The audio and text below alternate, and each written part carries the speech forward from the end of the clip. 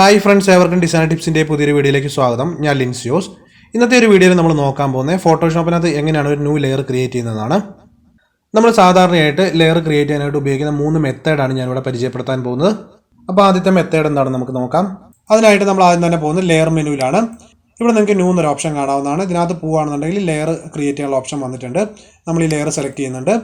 ഇപ്പോൾ ഇവിടെ ഒരു പുതിയ വിൻഡോ വന്നിരിക്കുന്നത് കാണാം. ഈ ഒരു വിൻഡോയ്ക്കകത്ത് നമുക്ക് ലെയറിന് നെയിം കൊടുക്കാവുന്നതാണ്. ഇവിടെ ഇപ്പോൾ ഡീഫോൾട്ടായിട്ട് ലെയർ 1 എന്നാണ് വന്നിരിക്കുന്നത്. അതിന് തൊട്ട് താഴെയായിട്ട് കളർ എന്നുള്ളൊരു ഓപ്ഷൻ കാണാം. നിങ്ങൾക്ക് ഈ ഒരു ലെയറിന് ഏതെങ്കിലും ഒരു സ്പെസിഫിക് കളർ ഇവിടുന്ന് സെലക്ട് ചെയ്ത് കൊടുക്കാവുന്നതാണ്. അതിന് തൊട്ട് താഴെയായിട്ട് മോഡ് എന്നൊരു ഓപ്ഷൻ കാണാം. ഇതിനകത്ത് നോർമലാണ് ഇപ്പോൾ സെലക്ട് ആയിട്ടിരിക്കുന്നത്. അതിന് താഴേക്ക് പോകുകയാണെന്നുണ്ടെങ്കിൽ മറ്റ് ബ്ലെൻഡിംഗ് മോഡ്സുകൾ നിങ്ങൾക്ക് ഇവിടെ കാണാവുന്നതാണ്. നമുക്ക് നോർമൽ ബ്ലെൻഡിംഗ് മോഡ് തന്നെയാണ് ഒരു നോർമൽ ലെയറിന് ആവശ്യമുള്ളത്. അതിന് തൊട്ടടുത്തായിട്ട് ഒപ്പാസിറ്റി എന്നൊരു ഓപ്ഷൻ കാണാം. നമുക്ക് ഈ ഒരു ലെയറിൻ്റെ ഒപ്പാസിറ്റി അഡ്ജസ്റ്റ് ചെയ്യാവുന്നതാണ്.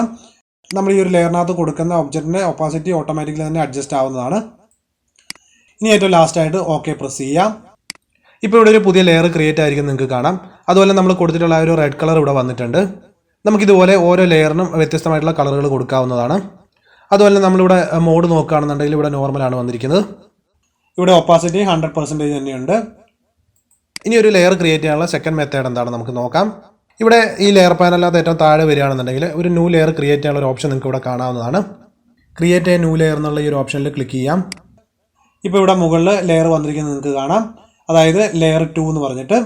അപ്പോൾ ഈ ഒരു മെത്തേഡിലൂടെ നമുക്കൊരു ന്യൂ ലെയർ ക്രിയേറ്റ് ചെയ്യാവുന്നതാണ്. ഇനി ലാസ്റ്റായിട്ട് വരുന്ന മെത്തേഡ് എന്ന് പറഞ്ഞാൽ ഷോർട്ട് കീ യൂസ് ചെയ്തുകൊണ്ടാണ്. അതിനായിട്ട് നമുക്ക് ഷിഫ്റ്റ് കൺട്രോൾ N പ്രസ് ചെയ്യാം. ഇപ്പോൾ നിങ്ങൾക്ക് ഇവിടെ കാണാം, മുൻപ് വന്ന പോലെ തന്നെ ഒരു വിൻഡോ വന്നിട്ടുണ്ട്. അപ്പോൾ ഇതുപോലെ ഷോർട്ട് കീ യൂസ് ചെയ്തുകൊണ്ട് നമുക്ക് ലെയർ ക്രിയേറ്റ് ചെയ്യാവുന്നതാണ്. ഇപ്പോൾ ലെയർ 3 എന്ന് പറഞ്ഞ ഇവിടെ നെയിം വന്നിട്ടുണ്ട്. ഈ ഒരു നെയിം നിങ്ങൾക്ക് മാറ്റി മറ്റേത് നെയിം വേണമെങ്കിലും കൊടുക്കാവുന്നതാണ്. ഓക്കെ പ്രസ് ചെയ്യുന്നുണ്ട്. ഇപ്പോൾ ഇവിടെ നിങ്ങൾക്ക് മൂന്നാമത് ലെയർ കൂടി വന്നിരിക്കുന്നത് കാണാം. അപ്പോൾ ഈ 3 രീതിയിലൂടെയാണ് നമ്മൾ ന്യൂ ലെയർ ക്രിയേറ്റ് ചെയ്യുന്നത്. ഈ ഒരു വീഡിയോ എൻ്റെ എല്ലാ ഡിസൈനർ സുഹൃത്തുക്കൾക്ക് യൂസ്ഫുൾ ആകുമെന്ന് വിചാരിക്കുന്നു. ഈ വീഡിയോ നിങ്ങൾക്ക് ഇഷ്ടമായിട്ട് ലൈക്ക് ചെയ്യുക, അതുപോലെ നിങ്ങളുടെ കമൻസ് കൂടി രേഖപ്പെടുത്തുക. ഒപ്പം ഈ ഒരു ചാനൽ നിങ്ങൾ ആദ്യമായിട്ടാണ് വീഡിയോ കാണുന്നതെന്നുണ്ടെങ്കിൽ ഈ ചാനൽ സബ്സ്ക്രൈബ് ചെയ്യുക. അതിനോടൊപ്പമുള്ള ബെല്ലൈക്കൺ കൂടി പ്രസ് ചെയ്ത് നോട്ടിഫിക്കേഷൻ കൂടി എനേബിൾ ചെയ്യുക.